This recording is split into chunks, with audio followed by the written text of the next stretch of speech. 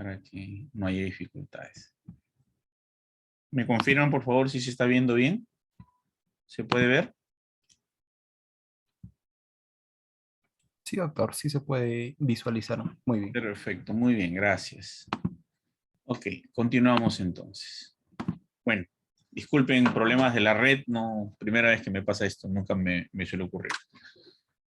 Ok, entonces, estábamos hablando de la teoría de Bertalanffy, ¿no? Y un poquito de eh, todas las variables que nosotros tenemos deben ser controladas para evitar que haya un efecto confusor, un efecto que malentienda o desnaturalice la razón de las variables. Y para eso tenemos que tener en claro algunos conceptos que son fundamentales. La variable cualitativa y cuantitativa, cuando yo te pregunto a ti sobre algo y me respondes con una palabra, es cualitativa. Por ejemplo, procedencia, me dices costa o sierra, es una variable cualitativa. Si yo te pregunto tu edad y me respondes un número, es cuantitativa. Eso irrefutable.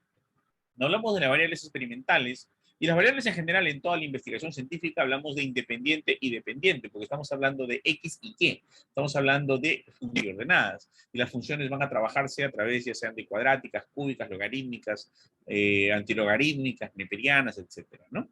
Entonces, eso en cuanto a las variables. Y la hipótesis tenemos que ver si es comprobable y si es que es integrable o no a la teoría. Este es un diagrama de un experimento básico, ¿no? Y acá tenemos, por ejemplo, el concepto de un grupo experimental. Grupo experimental, vamos a medir la variable dependiente, tenemos un estímulo experimental y una nueva medición de la variable dependiente. En grupo no hay el estímulo experimental. Bueno, para eso tenemos que tener validez. Y la validez en un trabajo de investigación experimental básicamente es el control con respecto a las conclusiones, ¿no? Una validez interna. Y esto, para eso es clave la manipulación de la variable independiente. Quiere decir que, por ejemplo, si yo doy un tratamiento, todas las personas deben tomar el tratamiento a la misma hora, con el mismo intervalo, con determinado peso corporal, con un cálculo preciso. Si una persona se olvida un día el tratamiento o toma deshora, sale de todo, porque yo tengo una manipulación. Un exclusivo control de mi variable independiente, por lo tanto, para evitar las variables confusoras, las variables sesgos o las variables intervinientes que destruyen y malogren las conclusiones de mi estudio. Las fuentes para disminuir este efecto de los sesgos son que puede reducir la validez, por ejemplo, son las variables personales, como la historia. Puede ser que la persona no recuerde o tenga sesgos de memoria o haya pasado algunos eventos a través de los días que distorsionen la calidad de los resultados. Las pruebas previas, el retest, que produce un efecto, el recuerdo de algo que ocurrió, o la memoria inmunológica, o la memoria antiinflamatoria, que puede ser biológica o memorística o simplemente histórica, que transgreda todos los resultados y los altere, ¿no? La mortandad experimental no significa que los que participan en el experimento se mueren, sino que la unidad muestral muere, y al morir significa que se va de viaje, sale del estudio, no cumple con el criterio, simplemente desaparece, y eso es un problema que tiene el experimento. Y el orden de la obtención de las medidas. Si yo le saco un resultado a una persona hoy y mañana a otra persona, ese día más puede tener un efecto diferencial. La idea es que todos al unísono en este mismo instante saquen la muestra de sangre a todos, y luego un día, a una hora, un mes después, 300 laboratoristas saquen el análisis a todos. Sin embargo, esto no va a ser, disculpen, acá salió algo, esto no va a ser obviamente viable. Esto no va a ser viable porque no es, digamos, presupuestable, no es lógico, no es seguro de que esto pueda ocurrir. ¿Ok? Entonces, las nociones básicas de validez, también tenemos que hablar de validez externa, que es la generalización de las conclusiones a la población y de la población al universo. Una investigación no se hace para un colegio en especial, para una posta en especial, para un centro de salud en especial o para un servicio hospitalario en especial. Por eso que la mayoría de las investigaciones que nosotros encontramos no llevan el lugar. no llevan el lugar en el título de la investigación, porque normalmente está proscrito colocar el lugar en el título de la investigación, con reglamento Vancouver, 15 palabras nada más, y nunca está el lugar, ¿no? Eso se encuentra en el problema, con la naturaleza de la investigación o en la metodología, más no en el título. ¿Por qué? Porque eso no es lo más relevante, porque se supone que tu estudio, al relacionar variables, lo que trata es de generalizar de la muestra a la población y de la población al universo. Para esta capacidad de generalización o validez externa, ¿no? Necesitamos que la población tenga un nivel de representatividad. Pero no solo es representatividad, sino eso tiene que ser elegido por homogeneidad, no representatividad y aleatoriedad. Homogeneidad, criterio de inclusión, exclusión, eliminación, que haga que mi población evite las variables confusoras o las variables externas o las variables intervinientes. O representatividad, que el tamaño preciso de la muestra sea calculado con una fórmula probabilística en base a estudios o investigaciones anteriores que me permitan un cálculo del tamaño muestral óptimo. Y por lo tanto, esto proceda de una fuente confiable, representativo. Si una persona se saca sangre, tiene que ser la cantidad de sangre representativa para analizar su diabetes o el azúcar en sangre. No puede ser menos ni más, tiene que ser la justa y necesaria. Y esto no depende del tamaño de la población, porque una persona de 2,30 metros, basquetbolista, le saca 1 centímetro cúbico para ver triglicéridos. Un bebé recién nacido de 3,800 kilos y 48 centímetros de longitud también se le saca 1 centímetro cúbico. No tiene nada que ver el tamaño de población con el tamaño de la muestra, y la representatividad es independiente del tamaño poblacional. Eso tienen que tenerlo claro, lo vamos a trabajar cuando hagamos muestra. ¿Ok? Y el otro punto importante es la aleatoriedad, que todos los integrantes de la población deban tener la misma probabilidad de ser elegidos para ser seleccionados aleatoriamente en una muestra. Y esas son las características fundamentales para que este criterio de generalización de validez externa se cumpla. Entonces, la validez ecológica es la representatividad de las tareas o situaciones. Las fuentes de disminución de esta validez externa serán los sesgos de selección de los participantes. Yo podré seleccionar, por ejemplo, a los participantes por un método no aleatorio, por conveniencia, malogré mi estudio, ¿no? Defectos o imprecisiones de la medida, quiere decir que no hay forma que yo mida adecuadamente y mi instrumento de medida está fallido. Por ejemplo, yo le pregunto, ¿qué opina usted? ¿Qué piensa usted? ¿Qué sabe usted? ¿Qué conoce? Y eso no, tiene que ser un instrumento objetivo, con indicadores precisos, que me midan la variable de la manera o la magnitud más precisa en la unidad muestral. Y la iteración del tratamiento, quiere decir que hay una experiencia previa de un tratamiento, yo voy a tener un efecto contaminante. Y eso es un elemento que nosotros debemos evitar. Los efectos reactivos de las medidas de la situación experimental, como por ejemplo creer que estamos curándonos cuando realmente no es así, o creer que el tratamiento placebo o cualquiera es un elemento que nos va a permitir una solución, es un efecto que debemos manejar también. Entonces, la clasificación de los diseños experimentales, atendiendo al grado de validez interna, es un punto. El otro es de acuerdo al número de factores y el otro de acuerdo al cambio evolutivo. ¿Cómo clasificamos la validez? Aquí tenemos, por ejemplo, un estudio pseudo-experimental. El estudio pseudo-experimental parece experimental, pero pierde toda la validez porque es un grupo solo con una sola medida. Damos un tratamiento a un grupo de personas, como por ejemplo, damos ivermectina, y esas personas vemos su respuesta. No hacemos una comparación ni nada y decimos, oh, la ivermectina es maravillosa porque no hemos hecho un grupo de control. Es un pseudo-experimental. Luego tenemos un pretest, posttest de un solo grupo, sin tener grupos de control, pseudo experimental, ¿no? O tenemos dos grupos no equivalentes. Por ejemplo, tenemos un grupo de adultos mayores que reciben ivermectina y un grupo de jóvenes que reciben ivermectina, que no reciben ivermectina. Es un grupo no equivalente, absurdo. Por lo tanto, es un pseudo experimental. Está lleno de sesgos, lleno de problemas, lleno de alteraciones de la validez interna y la validez externa. Acá tenemos ya la clasificación por validez, los cuasi experimentales o los casi experimentales, ¿no? No llegan a hacer experimento. Por ejemplo, tenemos dos grupos no equivalentes con pre y post-test. Tenemos un grupo 1, tenemos un grupo 2, tenemos la observación, el pretest antes, el post-test después, el experimento. Y el grupo control tenemos un antes y un después, ¿no? Como su grupo control, pero no son equivalentes. Estos son, por ejemplo, universitarios y estos de acá son, por decir, mototaxistas y no son equivalentes. Es otro que es cuasi experimental. Casi llega a ser experimento, pues no lo llega a ser. O dos muestras separadas con pre y post-test, ¿no? Por ejemplo, tenemos un grupo 1, hacemos una observación, damos el experimento, se nos perdió la gente. No los identificamos, no sabemos dónde están. Aplicamos un grupo 2 y como no los encontramos, vemos a ver quién recibió el experimento, buscamos por ahí y luego evaluamos el post-test en ellos, pero no es el mismo. Y obviamente es un cuasi experimental, ¿no? Clasificación por validez interna. Ahora tenemos los experimentales propiamente dicho, ¿no? Con grupos equivalentes, pretest, post-test. Y de este modelo sale todo lo que viene. Un grupo experimental, un grupo donde hacemos una observación antes, ¿no? Le damos el experimento, observamos. Un grupo 2, no le damos el experimento y observamos. Este es un grupo, dos grupos equivalentes pretest, post-test. Pero también vamos a ver de acuerdo al número de factores. Podemos tener 1, 2, 3 factores. Simple, de un solo factor, una sola variable independiente. Factoriales, más de una variable independiente. ¿Ok? Aquí hay una situación que tenemos que ver la iteración. La iteración es fundamental para poder determinar, digamos, cuánto de mi trabajo está contaminado y cuánto no. El experimento factorial totalmente aleatorizado se clasifica, por ejemplo, vamos a hacer un ejercicio. Conocimiento por coherencia, 2 por 2.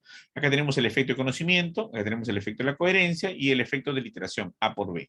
El efecto de la iteración es fundamental y eso tenemos que notar. Cuando asociamos dos variables, tenemos que ver cuánto esas dos variables pueden favorecer, potenciar o destruir el estudio. Por ejemplo, hay algunas personas que limpian o lavan los platos lejía con detergente, ¿cierto? Cojan ayudín o algún elemento, ¿no? Y le echan lejía. Utilizan un ácido y una base. Eso, por ejemplo, tiene un efecto neutralizante. Significa que están lavando con algo menos potenciado, de menos valor. Entonces, eso se llama iteración, ¿no? O, por ejemplo, colocamos un antibiótico en un tratamiento, por ejemplo, penicilina, y lo asociamos a clorfenicol, y estamos trabajando en neumonía. Entonces, tiene un efecto potenciador, ¿cierto? Pero, por ejemplo, podemos dar amicacina con amoxicilina, y a lo mejor eso tiene un efecto inhibidor. Ambos tratamientos se pueden inhibir. La iteración tiene que estudiarse, porque solos los medicamentos pueden funcionar, pero juntos no lo sabemos, ¿no? Entonces, esto es el totalmente aleatorizado. Las medidas repetidas es otro importante estudio factorial que podemos estudiar en un grupo, un tratamiento, dejamos un tiempo, evaluamos otro, dejamos un tiempo, evaluamos otro. Y el mixto, cuando hacemos análisis intrasujetos e intersujetos, cuando tú mismo evolucionas en un tratamiento, pero te comparas con otros que evolucionan su propio tratamiento, ¿no? Tenemos también los diseños de bloques al azar, que son variables que influyen la validez interna y el bloque como factor, y eso podemos tener los estudios jerárquicos, anidados, contrabalanceados y diferentes combinaciones que podemos trabajar. Los evolutivos, el foco prácticamente aquí es el campo del tiempo, el longitudinal, el transversal y el secuencial. Vamos a hablar ahora puntualmente de algunos de ellos para que todo ese trabalengua se cimente. Por ejemplo, un preexperimental. Acá tenemos un solamente después. Grupo experimental, ¿no? Hacemos el experimento y observamos el después. Nunca observamos el antes. Por lo tanto, no sabíamos qué temperatura tenía antes. Solo sabíamos que tenía fiebre. Damos un tratamiento antipirético y evaluamos el después. Nada más, es un pseudo experimental. ¿Qué digo? Un preexperimental. Un preexperimental antes y después. Evaluamos la temperatura antes, damos el antipirético, evaluamos la temperatura después. Nada más, el efecto del tratamiento es O2 menos O1. Si nosotros vemos luego el diseño experimental verdadero, ya estamos hablando del antes, después con grupo control o pretest post-3 con grupo control. Acá tenemos el grupo experimental, ¿no? Aleatoriamente seleccionado. Para hacer experimento verdadero tiene que haber selección aleatoria. Si no hay selección aleatoria, es cuasi experimento. Habíamos dicho eso hace mucho rato. El grupo experimental, ¿no? Le damos asignación aleatoria, el grupo control, asignación aleatoria, y tenemos que el experimento le damos al grupo experimental. O 1 antes, observación antes, o 2 observación después. En el grupo control, o 3 observación antes, o 4 observación después, sin ninguna intervención. El efecto del tratamiento es O2 menos O1, menos O4 menos O3. Por lo tanto, sería O2 menos O1, menos O4 más O3, ¿no? Entonces, pero aquí viene el problema del cual les vengo hablando hace mucho rato. El problema que les vengo hablando hace mucho rato se llama la iteración del pretest con el tratamiento. Quiere decir que cuando yo tengo un posttest, este posttest tiene un recuerdo del pretest. Eso se llama iteración. Y ese recuerdo puede contaminarme todo el resultado. Acá tenemos un diseño experimental verdadero, 4 grupos de estudios o diseños de Solomon, por ejemplo, cuando tengo un grupo experimental 1 y un grupo experimental 2. ¿Por qué cojo dos grupos experimentales? Para reducir el ruido de la iteración. La iteración es fundamental y la iteración tengo que anularla, porque es un recuerdo, y el recuerdo tengo que borrarlo. En el grupo experimental tengo O1, ¿ok? Y luego el post-test O2. En el grupo control O3 y el post-test O4. Obviamente no hay intervención en el control, pero cojo un segundo grupo experimental, donde yo solo le hago post-test, doy el tratamiento y solo post-test, o 5. Y un grupo control, donde no le hago pretest, solamente post-test, o 6. ¿Por qué? Porque es sesgo de recuerdo, ya sea biológico, o sea de memoria, o sea de personalidad. Tú le preguntas a una persona, ¿se siente bien? Por ejemplo, ¿ha tenido epigastralgia? ¿Ha presentado cefalea, escotoma, fotopsias? ¿No? Entonces la persona, si se ve contaminada por un pretest, ya sabe que le vas a preguntar eso. Es decir, no, no, no, me reducieron las fotopsias. No, no, no, no, no, me reducieron los escotomas. No, no, ahora ya no tengo cefalea. No, no, ya me ha reducido el dolor, estoy mucho mejor, ¿no? Entonces eso ya por hecho que le des incluso algún placebo, ya la persona se siente contaminada, ya el resultado es poco confiable. Por eso hacemos un grupo, un 4 grupos, 6 estudios o diseño de Solomon, ¿no?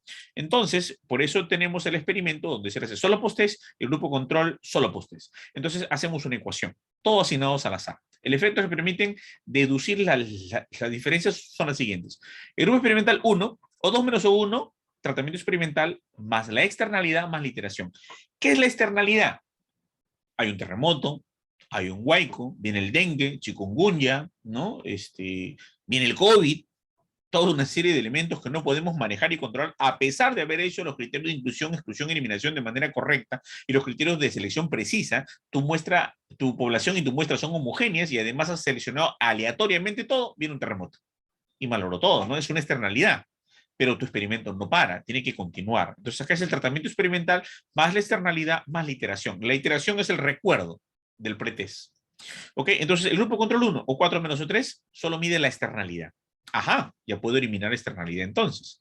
El grupo experimental 2 o 5 menos o 1 me va a medir tratamiento experimental más externalidad y o 5, ¿no? Menos o 3 también mide tratamiento experimental más externalidad. El grupo control 2 puedo trabajar yo el O6 menos O1, solo mi externalidad, O6 menos O3, solo mi externalidad. Si nosotros llevamos a eso a un plano ecuacional un poco más profundo, donde trataremos de agrupar en una sección A, tratamiento experimental más externalidad, y en una B, solo externalidad, voy a tener la eficacia solo del puro tratamiento experimental. Entonces, miren acá, llevo todo lo anterior a esta pequeña tabla aquí, y tengo que O5 menos O1 y O5 menos O3 es tratamiento experimental más externalidad, a la cual le voy a llamar A. O6 menos O1, O6 menos O3 le voy a llamar pura externalidad, que viene de aquí, que ya lo hemos analizado, que le voy a llamar B. A menos B va a ser tratamiento experimental. Perfecto. Ahora, el efecto iterativo del pretest. Lo que tenemos que eliminar, señores, es la iteración, ese ruido contaminante del pretest que contaminó a la persona o al individuo que en tu post-test te va a decir, sí, me bajó el dolor, sí, ya no tengo dolor de pierna, mire, camino mejor, doctor. Wow, ¿y eso es cierto o es falso? No lo sabemos. ¿Ok? Entonces, O2 menos O1 es tratamiento experimental más externalidad más iteración. Eso ya lo sabemos desde el inicio. O5 menos O1 y O5 menos O3, tratamiento experimental más externalidad. Si yo resto tratamiento experimental más externalidad más iteración, que le voy a llamar C, a D, que es tratamiento experimental más externalidad, me va a salir C menos D, que es la iteración. Y nosotros cuando trabajamos esto, trabajamos la iteración. Entonces, cuando se dan cuenta de esto, pues el diseño de 4 grupos, 6 estudios, es uno de los mejores diseños que me puede tener un alto nivel predictivo con respecto a las conclusiones que yo puedo trabajar en un experimento. Sin embargo, a veces no, los experimentos experimentales no son o no pueden llegar a ser. No podemos lograrlo porque no hay las condiciones. Entonces trabajaremos un cuasi experimental. Por ejemplo, tenemos un diseño transversal, Spock facto, también llamado intersujeto, ¿no? Y esta característica es muy simple, ¿no? No hay asignación aleatoria. Ya cuando se pierde la asignación aleatoria decimos que es cuasi experimental. Si no hay asignación aleatoria, es cuasi experimental. Repito, si no hay asignación aleatoria, es cuasi experimental. Muchos dicen que un estudio caso control cohorte es cuasi experimental. No, pues, no tiene nada que ver. Un cuasi experimental es un experimento que le faltó un sorteo, que no hay asignación aleatoria, ¿ya? Entonces acá tenemos el grupo experimental A, ¿no? Asignación no controlada, ¿no? Y vemos, por ejemplo, el experimento y un post-test. El grupo control, solo post-test. El efecto del tratamiento, O2 menos O1. A esto se le llama, señores, diseño transversal post facto, o también llamado diseño intersujeto. Pero podemos trabajar un diseño intrasujeto, en un diseño de paneles, o un diseño de serie temporal, también llamado diseño longitudinal intrasujeto, o diseño de paneles de diario o continuo, como le dice Sampieri, o como le dice Polit, ¿no? Diseño de serie temporal, o como le dice el señor Mendenhall, diseño longitudinal intrasujeto. Acá estoy poniendo todos los posibles nombres porque la gente piensa que es otra cosa y es lo mismo, ¿ya? Entonces, el grupo experimental, por ejemplo, acá tenemos una persona que le evalúo un mes antes, ¿no? ¿Qué día? 4 meses antes, 3 meses antes, 2 meses antes, un mes antes. Le doy el tratamiento. Luego evalúo un mes después, 2 meses después, 3 meses después, 4 meses después. Uy. Y a esto es un diseño de serie temporal, un diseño de continuo. Intrasujeto, ¿por qué? Porque es el mismo individuo, analizado antes y después. Aquí el comportamiento natural de la enfermedad y acá con el tratamiento para ver su efecto posterior. Y obviamente no puede haber asignación aleatoria acá, por eso que es un cuasi experimental. Luego ya tenemos diseños experimentales avanzados. Por ejemplo, trabajemos o tratamos un poco el diseño de bloques aleatorios. Vamos de frente al gráfico para no comentar esto que es harto confuso, ¿no? El diseño de bloques aleatorios, nosotros tenemos que convertir la variable de bloqueo. ¿Qué es la variable de bloqueo? Por ejemplo, yo tengo 3 tipos de poblaciones a la cual le voy a dar un tratamiento para el COVID, pero estas personas que están recibiendo, por ejemplo, tocilizumab y remdesivir para el COVID, tenemos 3 características. Un grupo de la sierra, un grupo de la costa y un grupo de la selva. El grupo de la sierra tiene el tamaño de la caja torácica más amplia y un parénquima pulmonar más rico, ¿ok? Porque tiene poco nivel de oxígeno y por lo tanto ellos ya viven en subsaturación. Entonces, como viven en subsaturación porque tienen poco nivel de oxígeno, van a tener una capacidad pulmonar mayor. Entonces, definitivamente yo no los puedo meter en un experimento con tratamiento para el COVID a 3 grupos donde la sierra, la costa y la selva, las personas pueden estar incluidas combinadas, porque es un efecto que contamina, es una variable interviniente. Pero yo solo tengo esos pacientes, no tengo más. Y la realidad me dice que yo tengo que hacer esa investigación y me los asignaron y punto. Entonces yo tengo que hacer variables de bloqueo. A1, A2, A3 va a ser de la costa, de la sierra y de la selva. Y yo le voy a dar el tratamiento. El tratamiento del grupo experimental 1, grupo experimental 2, grupo experimental 3. Al grupo experimental 1 le voy a dar, por ejemplo, solo voy a probar antiviral, remdesivir. Al otro grupo, el grupo experimental 3, le voy a dar aciclovir y al grupo control le voy a dar placebo. O sea, nada, ¿no? ¿Ok? Entonces acá voy a tener el efecto del tratamiento, ¿no? Que va a ser o 1, o 2, o 3, ¿no? O 4, o 5, o 6, o 7, 8, o 9. El 1, el 2 o 3 va a ser el tratamiento del remdesivir, del aciclovir y del placebo en los pacientes de la sierra. El grupo experimenta, el XA2 va a ser el remdesivir, el aciclovir y el placebo en pacientes de la costa. Y el XA3 va a ser el tratamiento del remdesivir, del aciclovir y del placebo en gente de la selva. Y acá voy a ver el efecto del tratamiento experimental de todo el remdesivir, de todo el aciclovir y de todo el placebo. Al hacer las comparaciones, yo voy a determinar en diseño de bloques aleatorios, porque tengo una sola variable de bloqueo, cuál es más eficaz. Y voy a determinar la eficacia del tratamiento, propiamente dicho, porque yo hice una comparación en 3 personas con diferentes capacidades pulmonares. Muy bien, hablemos ahora ya de bloques aleatorios. Terminó ese asunto. A ver, aquí está. Bueno, es un ejemplo, un ejercicio más que no vale la pena mencionarlo. Ahora hablemos del cuadrado latino. ¿Qué pasa si yo tengo 2 variables de bloqueo? ¡Wow! O sea, quiere decir que son 2 variables contaminantes muy fuertes, muy fuertes, pero no me queda otra opción. Yo tengo que trabajar con ellas. Y, ojo, la investigación solo permite hasta 2 variables de bloqueo, más no, ¿ok? Entonces, es imposible controlarlas o manejarlas, ¿no? Entonces, yo tengo 2 variables de bloqueo. Le voy a llamar las variables L y M, ¿ok? La variable L y la variable M. Por ejemplo, acá va a ser costa, sierra, selva. Pero acá va a ser otra variable, por ejemplo, adulto mayor, adulto y adulto joven. Adulto mayor, adulto y adulto joven. Y acá va a ser costa, sierra, selva. Porque yo tengo esos 3 grupos y tengo muy poca muestra, ¿no? Entonces, por ejemplo, yo tengo un COVID de naturaleza gamma y tengo pocos pacientes para probar un tratamiento acerca del tocilizumab, el remdesivir y el placebo. ¿Ok? No, miento. El remdesivir, la aciclovir y el placebo. Estoy con antivirales. ¿Ok? Entonces, yo voy a hacer esto. Costa, sierra y selva, ¿no? Costa, sierra y selva aquí. El A, el remdesivir, el B, el aciclovir y el C, el placebo. Adulto mayor, adulto y adulto joven. Entonces, al primero, adulto mayor, de la sierra, le voy a dar el remdesivir. Al segundo, adulto de la sierra, le voy a dar aciclovir. Al tercero, adulto joven de la sierra, le voy a dar placebo. Luego a este grupo que va a ser adulto mayor de la costa, le voy a dar aciclovir. Adulto de la costa, le voy a dar placebo. No miento, este es aciclovir, placebo. Y acá, al adulto joven de la costa, le voy a dar el remdesivir. Con el grupo 3, al adulto mayor de la selva, le voy a dar placebo. Al adulto de la selva, le voy a dar el remdesivir. Y al adulto joven de la selva, le voy a dar aciclovir. Entonces el tratamiento va a ir más o menos en esta lógica, ¿no? A, todos los remdesivir. B, todos los aciclovir. C, todos los placebo. Entonces la eficacia del tratamiento va a ser acá por el bloque M1, M2, M3, que es costa, sierra y selva, L1, L2, L3, adulto mayor, adulto y adulto joven, y voy a tener las observaciones O1, 2 o 3, que me va a dar la eficacia en todo lo de la costa, el O2, el O4, O5, O6, que me va a dar la eficacia en todo lo de la sierra, el O7, el 8 y el O9, que me va a dar la eficacia en todos los de la selva.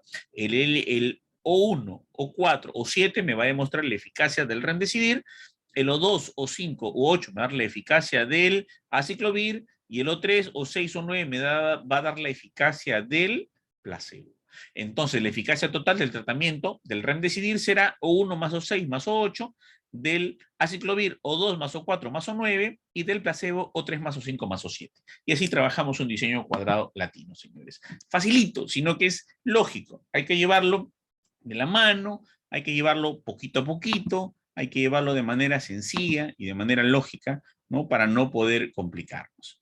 Muy bien, y finalmente, señores, acabo con el diseño factorial. El diseño factorial no es otra cosa que la combinación de dos factores. En el diseño factorial, por ejemplo, puedo combinar 2, 3, 4 factores. En este caso son tratamientos o variables independientes. Por ejemplo, tenemos A1, A2, A3, A4, B1, B2, B3, B4. En este caso, yo voy a combinar dos tratamientos o dos terapias. En esos dos tratamientos o dos terapias posibles, yo voy a trabajar pues la combinación de las mismas. Por ejemplo, acá voy a tener A1, A2, A3, A4. Acá voy a dar antibióticos. Y acá voy a dar antiinflamatorios. Acá voy a dar antibióticos, por ejemplo, penicilina, ampicilina, amoxicilina y placebo. Acá voy a dar prednisona, acá voy a dar, por ejemplo, prednisolona, acá voy a dar acetaminofén y acá voy a dar placebo. Y voy a combinar los tratamientos para ver la eficacia, ¿no? O 1 más O2 más O3 más O4 será toda la eficacia de la prednisona con cada uno de los antibióticos. O 5 más O6 más O7 más O8 será la eficacia de la prednisolona con cada uno de los antibióticos. Esta de acá, la tercera fila, B3, será O9 más O10 más O11 más O12, la eficacia de lo que es el acetaminofén con cada uno de los antibióticos y finalmente el placebo con cada uno de los antibióticos. El A4 y el B4 va a ser los placebos respectivamente. Y así será, señores, el diseño de tipo factorial. Bien, esto de aquí es solamente un avance, esto no lo voy a desarrollar ahora, solo quería mostrárselo, porque es todo el desarrollo de lo que es ya la parte de la estadística que vamos a trabajar más adelante, que está asociada a los diseños de investigación y que justo le acabo de mostrar porque se va a conectar con los diseños intrasujeto, con los diseños mixtos, con los diseños experimentos propiamente dicho, con cada una de las pruebas estadísticas que están vinculadas, ¿no? Entonces, la combinación de los análisis de varianza, el ANCOA o análisis de covarianza, que ve las diferentes influencias de las variables, la no paramétrica, cómo realizando en los grupos, por ejemplo, que tienen un grupo, dos grupos, tres grupos, número de grupos 2 menos K, los diseños de muestras relacionadas, el antes y después con el test de McNemar, los rangos de Wilson, la prueba de Walsh, cuando hay dos variables independientes, la probabilidad exacta del test de Fisher, del test chi cuadrado, que se van asociando cada uno de ellos a los diseños que nosotros hemos estado hablando y estipulando, ¿no? La prueba de la mediana con las medidas determinantes de Oort, ¿no? o también para acá muestras relacionadas como la prueba de la Q de Cochrane o las pruebas de las varianzas por rangos de Freeman o las pruebas de muestras independientes como chi cuadrado para acá muestras o también llamado la prueba de Kolmogorov-Smirnov, ¿no? Para variables nominales. Y finalmente, para acá muestras independientes cuando hay un análisis de varianza como Krusal-Wallis. Eso solo era como una introducción, una mostrada de los datos. Esta es una introducción a la sesión de la próxima semana. No los quiero presionar un poco trabajar con esto, pero sí quiero llegar a la tabla final, ¿no? Donde es un resumen de prácticamente una receta de todo lo que la estadística me quiere decir.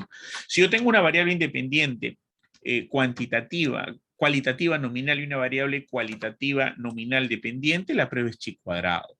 Yo tengo una variable ordinal independiente y nominal dependiente, chi cuadrado de Matt-Windley.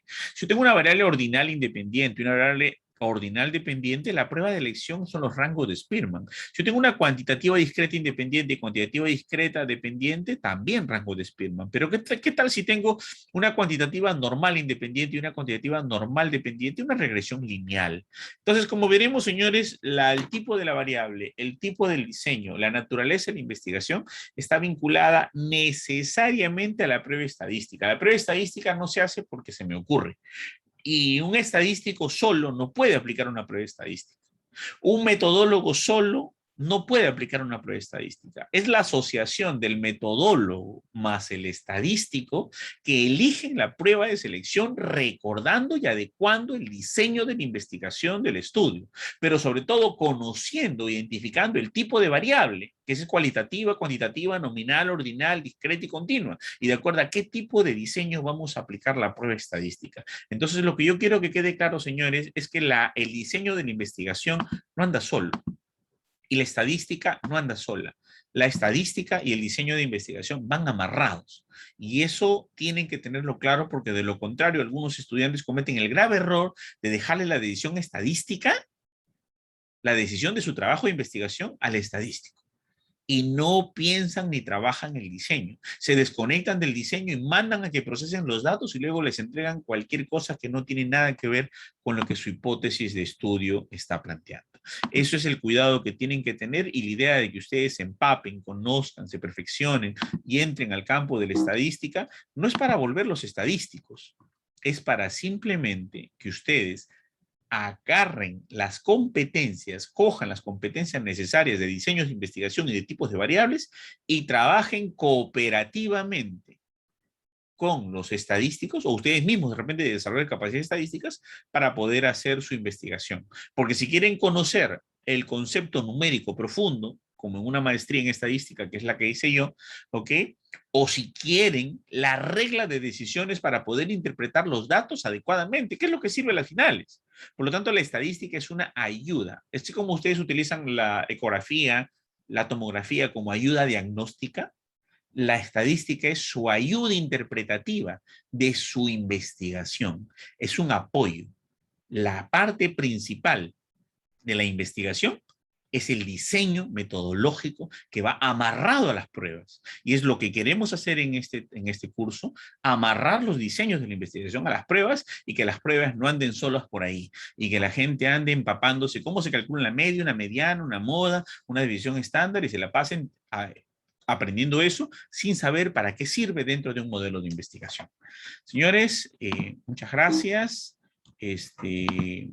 Simplemente para decirles, algo pasó con mi presentación, un ratito.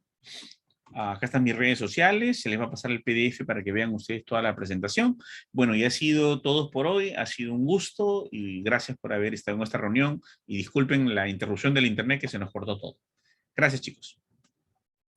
Bien, muchas gracias, doctor Luis Alessandro Zamora de Lobos Urcía, por la ponencia el día de hoy. Voy a leer algunas de las preguntas de lo que han estado dejando aquí en el chat, esperando que las pudiera responder para que puedan absorber sus dudas los chicos. La primera es el aleatorizar la asignación al grupo control y experimental. ¿Eso garantiza el no haber un análisis de variables confusoras en el estudio? El no hacer un análisis de variables confusoras en el estudio, ¿no? Cuando nosotros hacemos una selección, no solamente tenemos que hacer sorteo, ¿ya? La selección aleatoria nos asegura a nosotros reducir la posibilidad de tener variables confusoras. Pero eso no es suficiente. Nosotros tenemos que afinar nuestros criterios de selección. Eso significa que tenemos que ajustar los criterios de inclusión, exclusión y eliminación a un nivel tal que nosotros debemos tener una población exacta con características muy similares. O sea, quiere decir que hay gente que, por ejemplo, que se le ocurre investigar en un salón de clase cualquier variable contra cualquier variable. O en un grupo de pacientes que llegan cualquier variable contra cualquier variable. Y en 2 días tienen su tesis. Eso no se hace. Para conseguir un paciente que cumpla tus criterios de inclusión, exclusión y eliminación, a veces nos tarda semanas o meses. Ya tenemos un paciente que cumple con los criterios de selección adecuados. Seguimos buscando, encontramos al otro paciente, y el otro paciente, y el otro paciente. Una vez que tengamos los pacientes que cumplan los criterios de homogeneidad, porque toda investigación científica, según Popper, tiene que caracterizarse por trabajarse en poblaciones homogéneas, principio fundamental para llamarse investigación científica, si no, no es científica, quiere decir que tiene que ser seleccionada con criterios de inclusión, exclusión y eliminación y evitar las variables confusoras. Ese es el primer control. Ya el sorteo o la asignación aleatoria va a reducir otras posibles variables contaminantes o confusoras. Pero ya si no te queda de otra, el cuadrado latino o el diseño de bloques aleatorios te reduciría esa posibilidad de tener esas variables confusoras. Pero lo principal es cumplir con el primer criterio que se llama homogeneidad. Eso es lo fundamental en toda investigación. Siguiente, por favor. Bien, muchas gracias. La siguiente pregunta es, ¿a qué se debe, por ejemplo, en un modelo de regresión logística ordinar los OR obtenidos estén en extremo grandes o inflados? Bueno, todavía no hemos trabajado el tema de regresión logística. Esta es una primera clase de introductoria donde amarramos los diseños a los tipos de investigación. Obviamente, cuando tenemos que los odds ratios se incrementan o se elevan, no es la prioridad en la prueba de regresión logística porque es la prueba de Walt, que es la que tenemos que ver, y sobre todo las regresiones parciales y los chi-cuadrados agrupados por cada tipo. Entonces, no sacamos necesariamente a una regresión logística, un odds ratio, a menos que sea regresión logística bivariada, porque acuérdense que hay regresión logística bivariada y multivariante. Eso va a depender del caso, de la naturaleza y del objetivo. Generalmente, las regresiones logísticas no son para calcular odds ratio y van a ser inflados porque tienen una variable numérica al costado. Pues. No es una serie dicotómica de 2 por 2. El odds ratio se caracteriza cuando hay A, B, C, D. Expuesto o no expuesto, enfermo o no enfermo. Si tenemos una regresión logística con una variable como edad o ingreso económico, y la variable es aborta o no aborta, pues no tendría lógica aparecer el odds ratio y va a salir inflado porque estás cruzando una numérica con una variable cualitativa dicotómica, que no es la lógica. Los odds ratios se aplican para tabla de contingencia 2 por 2. Expuesto o no expuesto, enfermo o no enfermo. Siguiente. La siguiente pregunta, bueno, es, algunos estudios colocan descriptivo, transversal y retrospectivo. Por lo que menciona, ¿estaría mal planteado el diseño? Si es descriptivo, si es transversal y si es retrospectivo, se refiere a trabajos de una sola variable. No estaría mal. Descriptivo, una sola variable. Retrospectivo, historias clínicas. ¿Ok? Y transversal, fuiste una sola vez a recoger información.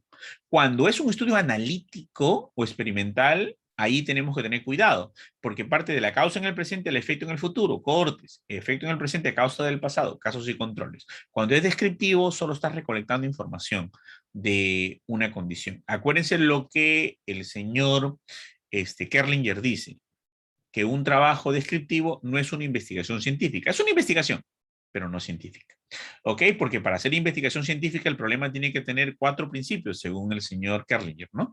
Mínimo 2 variables, estar en forma de pregunta, ubicar el sujeto y objeto de estudio y tener el espacio y el tiempo. Hay que tener mucho cuidado en eso. Ya, para esa condición sí se cumple, ¿no? Porque es retrospectivo en los datos pasados. Y es transversal porque es una sola vez que tú vas. Mientras que en el analítico es que se cumple la condición del seguimiento. Causa en el presente, efecto en el futuro, efecto en el presente, causa en el pasado. Tiene que ver la direccionalidad, no la temporalidad. Siguiente, por favor. Bien, Y la última pregunta creo que es, dice, ¿por qué un casos controles se considera como un estudio explicativo si no hay un experimento como tal? Porque un estudio, a ver, creo que hay una confusión bien grande ahí, de repente no me expliqué bien, o el tiempo fue muy rápido, o se cortó, pero básicamente es lo siguiente. Los estudios explicativos buscan relación entre variables y pueden ser casos y controles o cohorte. Ambos son explicativos porque buscan la función de una variable X en función de Y, ¿no? O sea, Y en función de X. Pero cuando hablamos de un trabajo experimental, es igual que una cohorte. Y ojo, igual que una cohorte. Pero la diferencia es que tenemos la causa en el presente, efecto en el futuro, pero tú manipulas tu variable independiente y además de manipular la variable independiente es obligatoria la aleatorización de los que van a pertenecer a tu grupo experimental y a tu grupo gold estándar o a tu grupo placebo. Entonces, creo que se entendió mal el concepto, ¿no? Todo trabajo, caso, control o cohorte, o perspectiva histórica, o cohorte retrospectiva, o cohorte ambipectiva, son explicativos. Los experimentales es como una cohorte prospectiva, pero con manipulación de variable más aleatorización obligatoria. Siguiente. Bien, de ahí, bueno, consultan por libros y fuentes confiables para afianzar los conocimientos y reactivación, felicitaciones. Gracias, Mendenhall y Cochrane. Siempre digo yo que hay que ir a la madre del cordero, ¿no? La madre del cordero es ir a a Mendenhall y a Cochrane para la parte estadística y obviamente los diseños amarrados de la estadística, que es lo que estamos trabajando acá, es Dawson y Trapp, que es bioestadística aplicada a la investigación, ¿no? O simplemente bioestadística médica. Dawson y Trapp es lo que estamos trabajando en este curso. Es diseños aplicados a la estadística. Es Dawson y Trapp, la Biblia para todos. Cogen el Dawson y Trapp y creo que se aclaran todas las dudas y todas las confusiones que existen sobre todos los malos conceptos que los manejan las personas que aisladamente ven los diseños y aisladamente ven la estadística, cuando la estadística y el diseño tienen que estar amarrados. Ok, gracias. Bien, muchas gracias nuevamente por la ponencia y por la resolución a las dudas del auditorio. Arturo ya está pasando el enlace del post-test. Recuerden, chicos, que mediante el post-test que se hace el control de asistencia. Requieren un mínimo de 5 post-test resueltos. Tengan cuidado con los datos que colocan para garantizar una correcta verificación de asistencias. Y bueno, nos estamos viendo en tal caso el siguiente jueves. Gracias, chicos. Ha sido un gusto. Nos vemos hasta la próxima semana. Hasta luego.